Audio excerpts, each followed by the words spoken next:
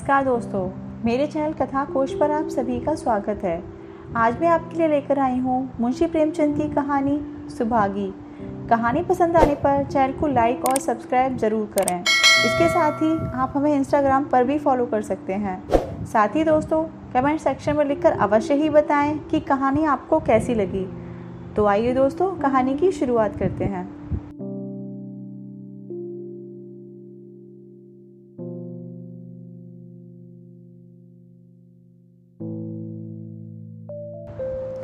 और लोगों के यहाँ चाहे जो होता हो, तुलसी महतो अपनी लड़की सुभागी को लड़के रामू से जौ भर भी कम प्यार न करते थे। रामू जवान होकर भी काठ का उल्लू था। सुभागी 11 साल की बालिका होकर भी घर के काम में इतनी निपुण, चतुर और खेती बाड़ी के काम में इतनी निपुण थी कि उसकी माँ लक्ष्मी दिल में डरती रहती थी कि कहीं लड़की पर देवताओं की आंख न पड़ जाए। अच्छे बालकों से भगवान को भी तो प्रेम है, कोई सुभागी का बखान न करे, इसलिए वह अनायास उसे डांटती रहती थी। बखान से लड़के बिगड़ जाते हैं, यह भय तो न था, भय था नज़र का। वही सुभागी आज 11 साल की उम्र में विधवा हो गई। घर में कोहराम मचा हुआ था। लक्ष्मी पछाड़ें खाती थी, तुलसी सिर पीटते थे। उन्हें रोते देखकर सुभागी भी रोती थी। बार बार माँ से पूछती, क्यों रोती हो अम्मा, मैं तुम्हें छोड़कर कहीं न जाऊंगी, तुम क्यों रोती हो। उसकी भोली बातें सुनकर माता का दिल और भी फटा जाता था। वह सोचती थी, ईश्वर तुम्हारी यही लीला है, जो खेल खेलते हो वह दूसरों को दुख देखकर। ऐसा तो पागल करते हैं, आदमी पागलपन करे तो उसे पागल पानी भेजते हैं, मगर तुम जो पागलपन करते हो उसका कोई दंड नहीं। ऐसा खेल किस काम का कि दूसरे रोएं और तुम हंसो। तुम्हें तो लोग दयालु कहते हैं, यही तुम्हारी दया है। और सुभागी क्या सोच रही थी, उसके पास कोठरी भर रुपए होते तो वह उन्हें छिपा कर रख देती। फिर एक दिन चुपके से बाजार चली जाती और अम्मा के लिए अच्छे अच्छे कपड़े लाती। दादा जब बाकी मांगने आते तो वह चट रुपए निकाल कर दे देती। अम्मा दादा कितने खुश होते। जब सुभागी जवान हुई तो लोग तुलसी महतो पर दबाव डालने लगे कि लड़की का घर कहीं कर दो, जवान लड़की का यों फिरना ठीक नहीं।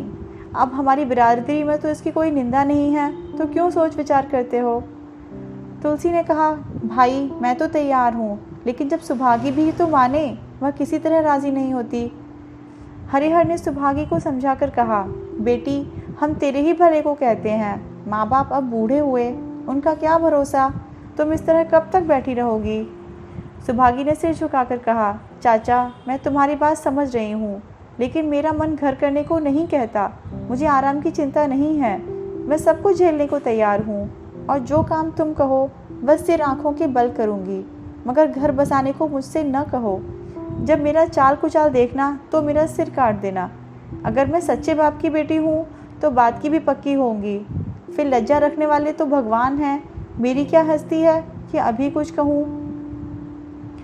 उजड़ रामू बोला, तुम अगर सोचती हो कि भैया कमावेंगे और मैं बैठी मौज करूँगी तो इस भरोसे न रहना, यहाँ किसी ने जन्म भर का ठेका नहीं लिया है। रामू की दुल्हन रामू से भी 2 अंगुल ऊंची थी। मटक कर बोली, हमने किसी का कर्ज थोड़ी ही खाया कि जन्म भर बैठे भरा करें। यहाँ तो खाने को भी महीन चाहिए, पहनने को भी महीन चाहिए, यह हमारे बूते की बात नहीं। सुभागी ने गर्व से भरे हुए स्वर में कहा, भाभी मैंने तुम्हारा आसरा कभी नहीं किया, और मेरे भगवान ने चाहा तो कभी करूँगी भी नहीं। तुम अपनी देखो, मेरी चिंता न करो। रामू की दुल्हन को जब मालूम हो गया कि सुभागी घर न करेगी तो और भी उसके सिर हो गई। हमेशा एक न एक खुचर लगाई रहती। उसे रुलाने में जैसे उसको मज़ा आता। वह बेचारी पहर रात से उठकर कूटते पीसने में लग जाती, चौका बर्तन करती, गोबर पाती, फिर खेत में काम करने चली जाती। दोपहर को आकर जल्दी जल्दी खाना पकाकर सबको खिलाती। रात को कभी माँ के सिर में तेल डालती, कभी उसकी देह दबाती।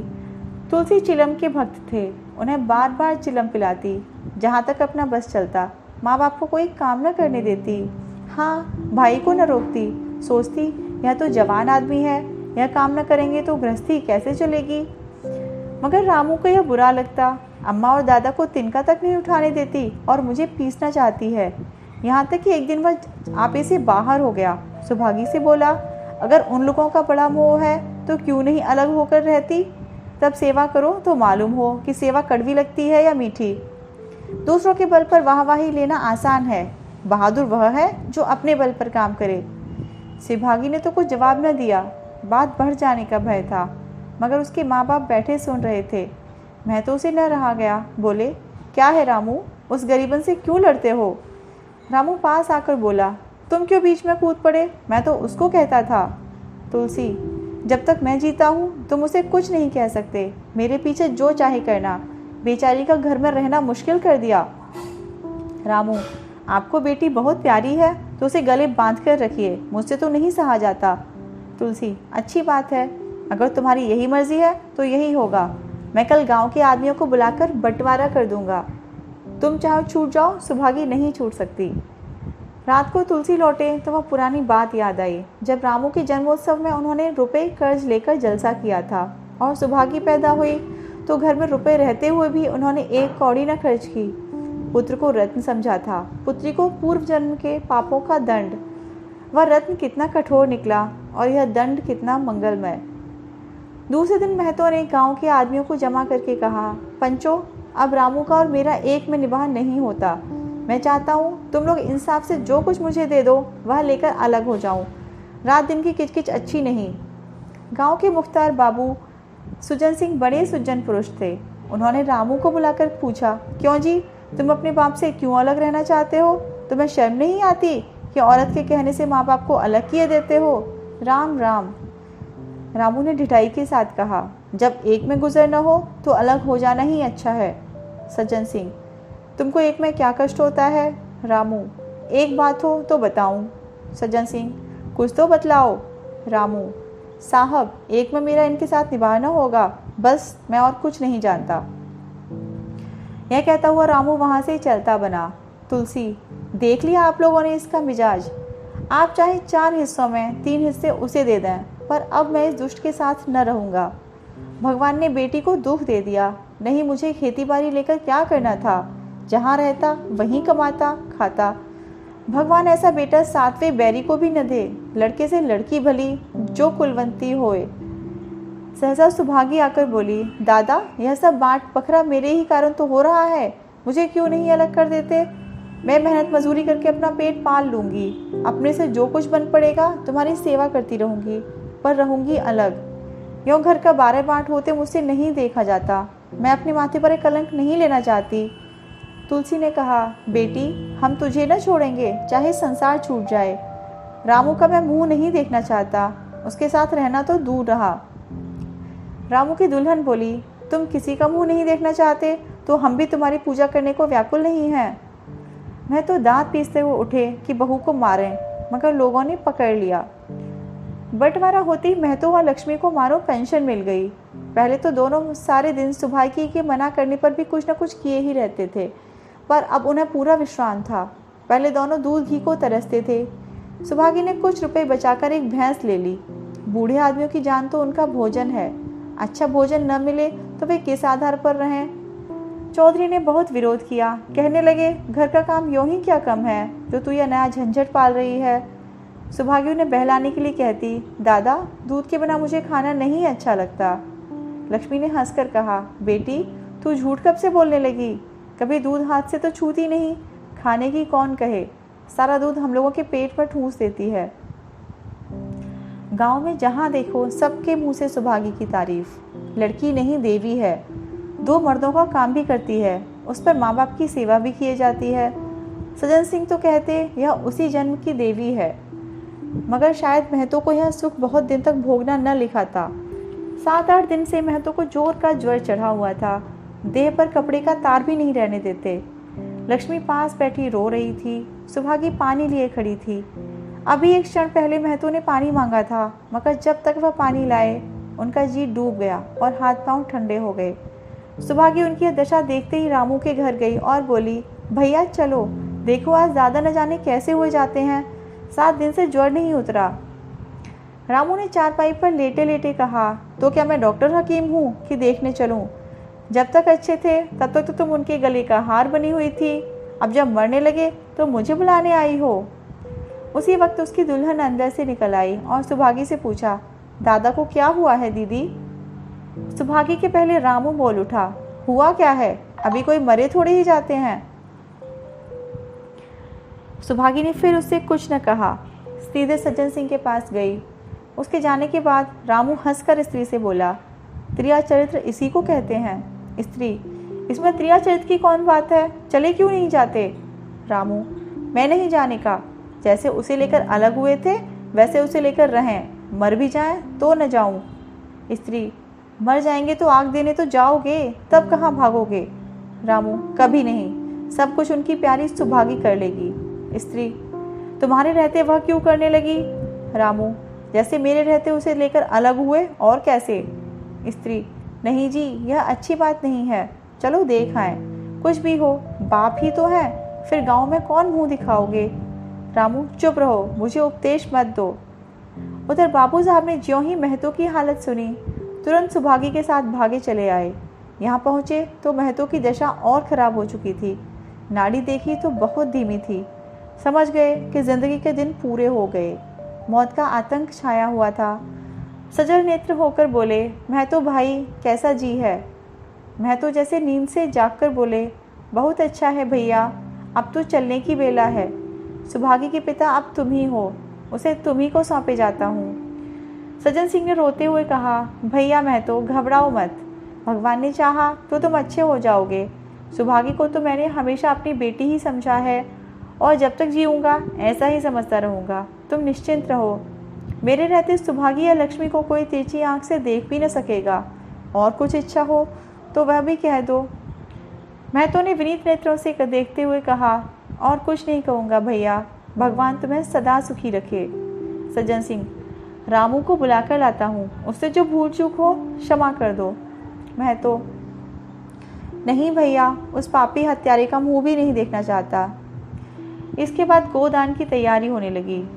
रामू को गांव भर ने समझाया, पर वह अंत्येष्टि करने पर राजी न हुआ। जिस दिन पिता ने मरते समय मेरा मुंह देखना स्वीकार न किया, वह मेरा न पिता है न मैं उसका पुत्र हूँ। लक्ष्मी ने दाह क्रिया की। इन थोड़े से दिनों में सुभागी ने न जाने कैसे रुपए जमा कर लिए थे कि जब 13 का सामान आने लगा तो गांव वालों की आंखें खुल गईं। बर्तन, कपड़े, घी, शक्कर, सभी सामान इफरात से जमा हो गए। रामू देख देख जलता था और सुभागी उसे जलाने के लिए सबको यह सामान दिखाती थी। लक्ष्मी ने कहा, बेटी, घर देखकर खर्च करो, अब कोई कमाने वाला नहीं बैठा है, आप ही कुआं खोदना और पानी पीना है। सुभागी बोली, बाबूजी का काम तो धूमधाम से ही होगा अम्मा, चाहे घर रहे या जाए। बाबूजी फिर थोड़े ही आवेंगे। मैं भैया को दिखा देना चाहती हूँ कि अबला क्या कर सकती है। वह समझते होंगे इन दोनों के लिए कुछ न होगा, उनका यह घमंड तोड़ दूंगी। लक्ष्मी चुप ही रही। 13 के दिन 8 गांव के ब्राह्मणों का भोज हुआ। चारों तरफ वाहवाही मच गई। पिछले पहर का समय था, लोग भोजन करके चले गए थे। लक्ष्मी थक कर सो गई थी।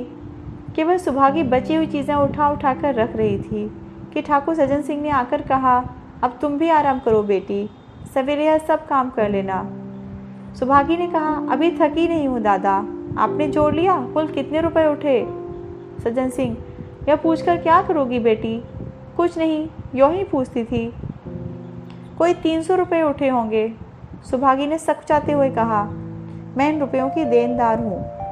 तुमसे तो मैं मांगता नहीं, मैं तो मेरे मित्र और भाई थे, उनके साथ मेरा भी तो कुछ धर्म है। आपकी यही दया क्या कम है कि मेरे ऊपर इतना विश्वास किया। मुझे कौन 300 रुपये देता? सज्जन सिंह सोचने लगे, इस अबला की धर्म बुद्धि का कहीं वार पार भी है या नहीं। लक्ष्मी उन स्त्रियों में से थी जिनके लिए पति वियोग जीवन स्रोत का बंद हो जाना है। 50 वर्ष के लिए चिर सहवास के बाद अब यह एकांत जीवन उसके लिए पहाड़ हो गया। उसे अब ज्ञात हुआ कि मेरी बुद्धि, मेरा बल, मेरी सुमति, मानो सबसे मैं वंचित हो गई। उसने कितनी बार ईश्वर से विनती की थी, मुझे स्वामी के सामने उठा लेना, मगर उसने यह विनती स्वीकार न की। मौत पर अपना काबू नहीं तो क्या जीवन पर भी काबू नहीं? वह लक्ष्मी जो गांव में अपनी बुद्धि के लिए मशहूर थी, जो दूसरों को सीख दिया करती थी, अब बौरही हो गई है। सीधी सी बात करते नहीं बनती। लक्ष्मी का दाना पानी उसी दिन से छूट गया। सुभागी के आग्रह पर चौकी में जाती, मगर कौर कंठ से नीचे न उतरता। 50 वर्ष हुए, एक भी दिन ऐसा न हुआ कि पति के बिना खाए खुद खाया हो। अब उस नियम को कैसे तोड़े? आखिर उसे खांसी आने लगी। दुर्बलता ने जल्द ही खाट पर डाल दिया। सुभागी अब क्या करे? ठाकुर साहब के रुपए चुकाने के लिए उसे दिलो जान से काम करने की ज़रूरत थी। यहाँ माँ बीमार पड़ गई, अगर बाहर जाए तो माँ अकेली रहती है, उनके पास बैठे तो बाहर का काम कौन करे? माँ की दशा देखकर सुभागी समझ गई कि इनका परवाना भी आ पहुँचा। महतो को भी तो यही ज्वर था। गांव में और किसे फुर्सत थी कि दौड़ धूप करता। सज्जन सिंह दोनों वक्त आते, लक्ष्मी को देखते, दवा पिलाते, सुभागी को समझाते और चले जाते, मगर लक्ष्मी की दशा बिगड़ती ही जाती थी। यहाँ तक कि 15वें दिन वह भी संसार से सिधार गई। अंतिम समय रामू आया और उसके पैर छूना चाहता था, पर लक्ष्मी ने उसे ऐसी झिड़की दी कि वह उसके समीप न जा सका। सुभागी को उसने आशीर्वाद दिया, तुम्हारी जैसी बेटी पाकर तर गई। मेरा क्रियाकर्म तुम ही करना। मेरी भगवान से यही अर्जी है कि उस जन्म में भी तुम मेरी कोख पवित्र करो। माता के देहांत के बाद सुभागी के जीवन का केवल एक ही लक्ष्य रह गया, सज्जन सिंह के रुपए चुकाना। पिता के क्रियाकर्म में लगे थे लगभग 200 रुपये, माता के काम में लगे 500 रुपये का ऋण था और अकेली जान। मगर वह हिम्मत न हारती थी। 3 साल तक सुभागी ने रात को रात और दिन को दिन न समझा। उसकी कार्य शक्ति और पौरुष देखकर लोग दांतों तले उंगली दबाते थे।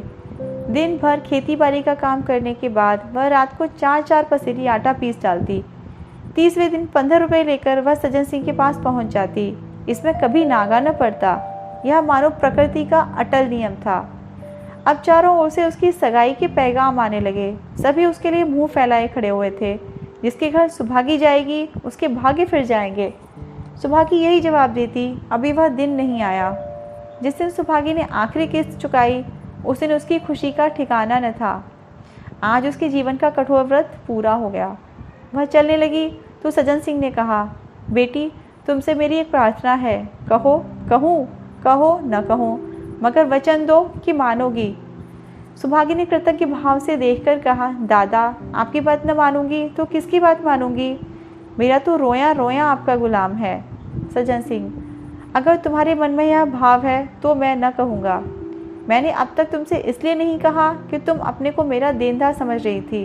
अब तो रुपए चूक गए, मेरा तुम्हारे ऊपर कोई एहसान नहीं है, रत्ती भर भी नहीं। बोलो, कहूँ? सुभागी, आपकी जो आज्ञा हो। सज्जन सिंह, देखो इनकार न करना, नहीं मैं फिर तुम्हें अपना मुंह न दिखाऊंगा। सुभागी, क्या आज्ञा है? सज्जन सिंह, मेरी इच्छा है कि तुम मेरी बहू बनकर मेरे घर को पवित्र करो। मैं जात पात का कायल हूँ, मगर तुमने मेरे सारे बंधन तोड़ डाले। मेरा लड़का तुम्हारे नाम का पुजारी है, तुमने उसे 12 देखा है। बोलो, मंजूर करती हो? सुभागी, दादा इतना सम्मान पाकर पागल हो जाऊंगी। सज्जन सिंह, तुम्हारा सम्मान भगवान कर रहे हैं बेटी, तुम साक्षात भगवती का अवतार हो। सुभागी, मैं तो आपको अपना पिता समझती हूँ, आप जो कुछ कहेंगे मेरे भले के लिए ही करेंगे। आपके हुक्म को कैसे इनकार कर सकती हूँ? सज्जन सिंह ने उसके माथे पर हाथ रखकर कहा, बेटी तुम्हारा सुहाग अमर हो, तुमने मेरी बात रख ली। मुझसे भाग्यशाली संसार में और कौन होगा?